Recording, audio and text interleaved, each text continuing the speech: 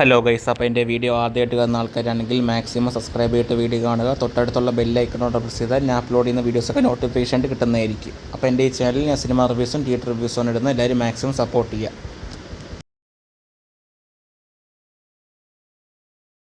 Hello guys, welcome back to new video. കുറേ നാളുകൾക്ക് ശേഷം ഞാൻ എൻ്റെ ഈ ചാനലിന് റിവ്യൂ ഇടുന്നത്. ഏകദേശം ഒരു മാസത്തോളമായി എൻ്റെ ചാനലിന് വീഡിയോ ഇട്ടിട്ട്. അപ്പോൾ എന്തായാലും ഞാൻ കഴിഞ്ഞ ഒരു മാസം മുമ്പാണ് ബാഹുബലി ദ എപ്പിക്കിൻ്റെ റിവ്യൂ ഇട്ടത്. അതിനുശേഷം ഒരു റിവ്യൂ ഇട്ടിട്ടില്ല. അപ്പോൾ ഇന്ന് ഞാൻ ഡിസംബർ 5 മമ്മൂട്ടിയുടെ സിനിമയായ കളങ്കാവൽ എന്നുള്ള സിനിമ കാണാനാണ് വന്നിരിക്കുന്നത്. ആസ് യൂഷ്വൽ ഏരീസ് ഫ്ലെക്സിൽ തന്നെയാണ് ഓടി വണ്ണാണ് ഷോ ഉള്ളത്, 2:15 ഷോ.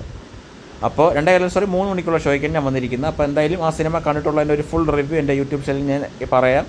അപ്പോൾ എൻ്റെ റിവ്യൂസൊക്കെ കേട്ടപ്പോൾ എല്ലാവരും ഒരു പോസിറ്റീവ് റിവ്യൂസാണ് പറഞ്ഞിട്ടുള്ളൂ, ആരും അങ്ങനെ നെഗറ്റീവായിട്ട് പറഞ്ഞിട്ടില്ല. അപ്പോൾ എന്തായാലും നമുക്ക് ഇനി തിയേറ്ററിനകത്ത് കയറിയിട്ട് ബാക്കി വിശേഷങ്ങളൊക്കെ പറയാം. അങ്ങനെ കൈസ തിയേറ്ററിൻ്റെ ഫ്രണ്ടിൽ തന്നെ വലിയൊരു കട്ടൗട്ട് വെച്ചിട്ടുണ്ട് മമ്മൂട്ടിയുടെ. അപ്പോൾ എന്താ നമുക്ക് ഇനി തിയേറ്ററിൻ്റെ അകത്ത് കയറിയിട്ട് ബാക്കി വിശേഷങ്ങളൊക്കെ പറയാം. ചെറിയൊരു മഴയുണ്ട്, അപ്പോൾ വേഗം ഒന്ന് അകത്ത് കയറട്ടെ. അപ്പോൾ എന്തായാലും നമുക്ക് ഇനി അകത്ത് കയറി ഓടി വണ്ണിൽ കയറിയിട്ട് ബാക്കി വിശേഷങ്ങളൊക്കെ എന്താണെന്നുള്ള കാര്യം പറയാം. പടത്തിന് നല്ലൊരു പോസിറ്റീവ് റിവ്യൂസ് കിട്ടിയതുകൊണ്ട് തന്നെ ഇപ്പോഴത്തെ ഷോ 3 മണിക്കൂർ ഷോ ഹൗസ്ഫുള്ളായിരുന്നു. ഇന്നലെ വരെ നോക്കിയപ്പോൾ ഒരു പകുതിയെ ഫില്ലായിട്ടുണ്ടായിരുന്നു. എന്നും പറഞ്ഞ് ബുക്കിംഗ് ആയില്ല എന്നല്ല, ഒരു ഏകദേശം ഒരു 70% ബുക്കിംഗ് ആയിട്ടുണ്ടായിരുന്നു ഇന്നലെ. പക്ഷേ ഫസ്റ്റ് ഡേയുടെ റിവ്യൂ വന്നപ്പോൾ ഏകദേശം ഹൗസ്ഫുള്ളായി ഷോ. അപ്പോൾ എന്തായാലും നേരത്തെ ബുക്ക് ചെയ്തുകൊണ്ട് അത്യാവശ്യം ബാക്ക് സീറ്റ് കിട്ടി. അപ്പോൾ നമുക്ക് എന്തായാലും തിയേറ്ററിൻ്റെ അകത്ത് കയറിയിട്ട് ബാക്കി വിശേഷങ്ങളൊക്കെ പറയാം. അങ്ങനെ കൈസ വീണ്ടും ഏരീസ് ഫ്ലെക്സിൽ ഓടി വണ്ണിൽ വന്നിരിക്കുകയാണ്. എത്ര കണ്ടാലും ഇത് മതിയാവില്ല. അതുകൊണ്ട് മാക്സിമം ഓടി വണ്ണിൽ ഇരുന്ന സിനിമ കാണുള്ളൂ. അതുകൊണ്ടാണ് ഫസ്റ്റ് ഡേ ഒക്കെ സിനിമയ്ക്ക് വരുന്നത്. അല്ലെങ്കിൽ 2-3 ദിവസം കഴിയുമ്പോൾ ആൾ വന്നില്ലെങ്കിൽ നമുക്ക് ഈ ഷോസൊക്കെ ഇടും, ചിലപ്പോൾ OD2 OD5 ഇടും. അപ്പോൾ അതെനിക്ക് ഇഷ്ടമല്ല. അതുകൊണ്ട് മാക്സിമം ഫസ്റ്റ് ഡേയ്സ് തന്നെ വന്ന് കാണും, കാരണം ഓടി വണ്ണിൽ ഇരുന്ന് കാണണം എന്നുള്ളതുകൊണ്ട്. അപ്പോൾ നമുക്കിനി സിനിമയുടെ ഇൻ്റർവെല്ലായിട്ട് ബാക്കി വിശേഷങ്ങളൊക്കെ പറയാം.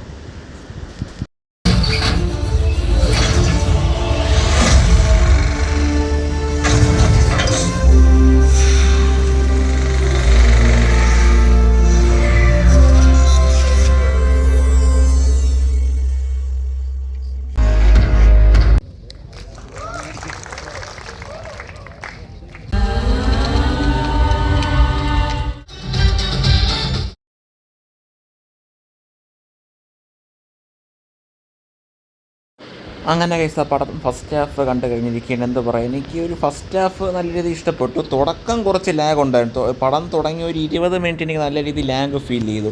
അത് കഴിഞ്ഞാൽ ലാഗൊക്കെ മാറി നല്ല പടം ഫുൾ ഓൺ. എനിക്ക് നല്ല രീതിയിൽ ഇഷ്ടപ്പെട്ടു ഫസ്റ്റ് ഹാഫ്. അതുപോലെ തന്നെ മമ്മൂട്ടിയുടെ ആക്ടിങ് ആയാലും വിനായകൻ്റെ ആക്ടിങ് ആയാലും ഗംഭീരം എന്ന് തന്നെ പറയാം. ഈ ട്രെയിലറും ടീസറും കണ്ടപ്പോൾ ഏകദേശം ഈ 2 ക്യാരക്ടേഴ്സിൻ്റെ എന്താണ് റോളെന്ന് മനസ്സിലായി കാണുമല്ലോ ചിലവർക്കെങ്കിലും.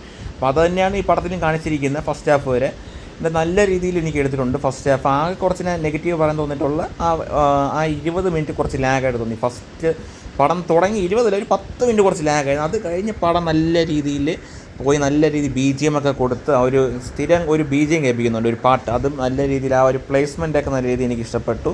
എനിക്കൊരു ഫസ്റ്റ് ഹാഫ് കണ്ടപ്പോൾ ഒരു 5-ൽ 4 അല്ലെങ്കിൽ 3.9 കൊടുക്കുക, അത്രയും രീതി ഇഷ്ടപ്പെട്ടു. ആ ഒരു 3.9 കൊടുക്കേണ്ടതെന്ന് പറഞ്ഞാൽ ബാക്കി എനിക്ക് ആ ഒരു ഫസ്റ്റ് ഹാഫിൽ തുടക്കം എനിക്ക് ഇഷ്ടപ്പെട്ടില്ല. തുടക്കം ഒരു 10 മിനിറ്റ് കുറച്ച് ലാഗായിട്ട് തോന്നി. പക്ഷേ ബാക്കിയെല്ലാം കിടു എന്ന് തന്നെ പറയാം. എനിക്ക് എന്തായാലും നല്ല രീതിയിൽ ഫസ്റ്റ് ഹാഫ് ഇഷ്ടപ്പെട്ടു. ഇനി സെക്കൻഡ് ഹാഫ് കൂടെ കഴിഞ്ഞിട്ട് ബാക്കി വിശേഷങ്ങളൊക്കെ പറയാം. ഫസ്റ്റ് ഹാഫിലെ വിനായകൻ്റെയും മമ്മൂട്ടിയുടെ ആക്ടിങ് ആയാലും ഗംഭീരമെന്ന് തന്നെ പറയാം, അടിപൊളിയായിട്ടുണ്ട്. അതുപോലെ തന്നെ ബാക്കിയുള്ളവരുടെ ആക്ടിങ്ങും കൊള്ളാം.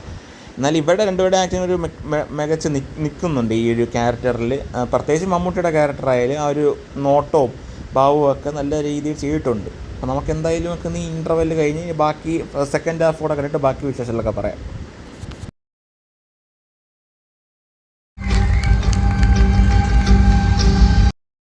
അങ്ങനെ കൈസ പടം ഫുൾ കണ്ടിരിക്കുകയാണ്. എന്താ പറയുക, എനിക്ക് നല്ല രീതിയിൽ പടം ഇഷ്ടപ്പെട്ടു. ആ ഫസ്റ്റ് ഹാഫിലെ ലാഗ് സെക്കൻഡ് ഹാഫിലാകുമ്പോഴത്തേക്ക് തീരും. പക്ഷെ എന്നും പറഞ്ഞ് പടം 2.5 മണിക്കൂറാണ് ലെങ്ത്ത് വരുന്നത്. എന്നാൽ കുറച്ച് ലാഗൊക്കെ അവിടെ ഇവിടെയൊക്കെ ആയിട്ട് ഫീൽ ചെയ്യും. നമുക്ക് 2.5 മണിക്കൂർ ഉള്ളെങ്കിലും ആ 2.5 മണിക്കൂർ നമ്മൾ നല്ല രീതിയിൽ അറിയും സിനിമ കാണുമ്പോൾ. അല്ലാതെ കുറച്ച് സ്ലോ ആയിട്ടാണ് സിനിമ പോകുന്നത്. പക്ഷേ കഥ, ആ സംഭവം, ആ ഒരു പ്ലേസ്മെൻറ്റ്, ആ ഒരു BGM എല്ലാം ഗംഭീരമെന്ന് തന്നെ പറയാം. ആ ഒരു ത്രെഡും കൊള്ളാം.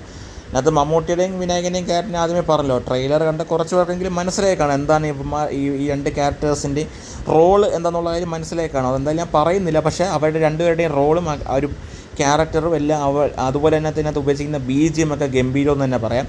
അതുപോലെ തന്നെ സിനിമാറ്റോഗ്രാഫി, ഫ്രെയിംസ് ഗംഭീരമെന്ന് തന്നെ പറയാം. പ്രത്യേകിച്ച് എടുത്തു പറഞ്ഞാൽ വിനായകൻ്റെയും നമ്മുടെ മമ്മൂട്ടിയുടെ ആക്ടിങ്, അവിടെ രണ്ടുപേരുടെ ആക്ടിങ്ങാണ് ഗംഭീരമായിട്ട് നിൽക്കുന്നത്. അതുപോലെ തന്നെ ബാക്കിയുള്ളവരുടെ ആക്ടിങ് എല്ലാം കൊള്ളാം. കുറേ ആക്ടേഴ്സിനകത്തുണ്ട്, ആക്ടേഴ്സും നടിമാരും ഉണ്ട്. അപ്പോൾ ഇതിനകത്ത് എടുത്ത് നിൽക്കുന്ന മമ്മൂട്ടിയുടെയും വിനായകൻ്റെയും ക്യാരക്ടേഴ്സാണ്. അതുപോലെ അവർ രണ്ടുപേരുടെയും ക്യാരക്ടേഴ്സ് ഇഷ്ടപ്പെട്ടു. ക്ലൈമാക്സ് ഗംഭീരം എന്ന് തന്നെ പറയാം.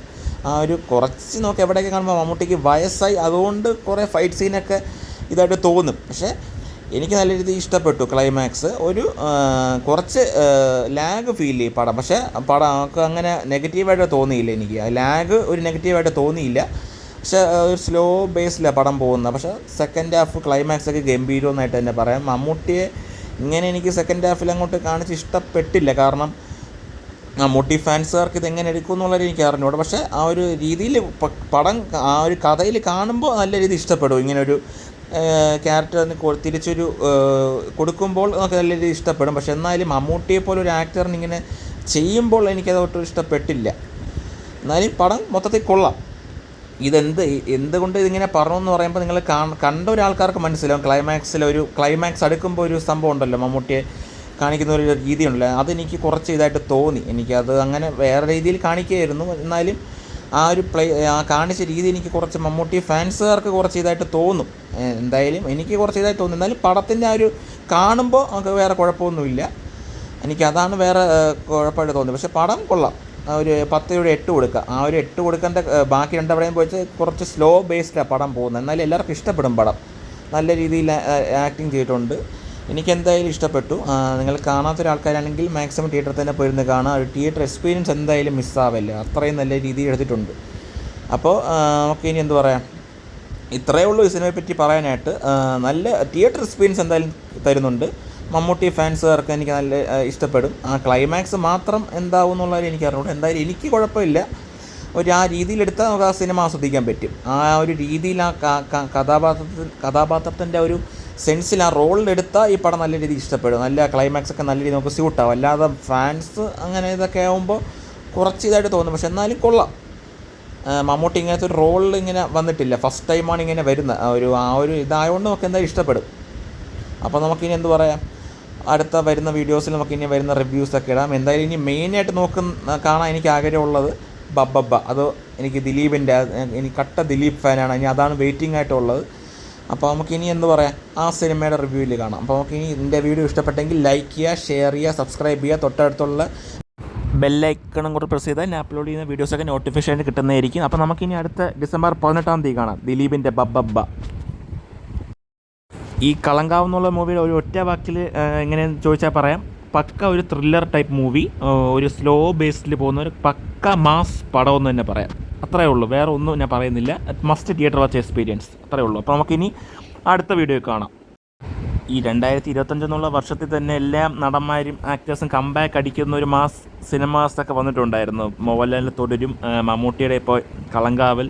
അപ്പോൾ നമുക്കിനി അടുത്ത ദിലീപിൻ്റെ ബബ്ബബ്ബയും കൂടെ വരട്ടെ ഡിസംബർ 18. അപ്പോൾ ദിലീപിൻ്റെ ഒരു പക്ക ഒരു കംബാക്ക് ആയിരിക്കും ആ ഒരു സിനിമ. അപ്പോൾ നമുക്കിനി ഡിസംബർ 18 കാണാം. വീണ്ടും സന്ധിക്കവരേക്കും ഇനിയാണ് എൻ്റെ ഷോ.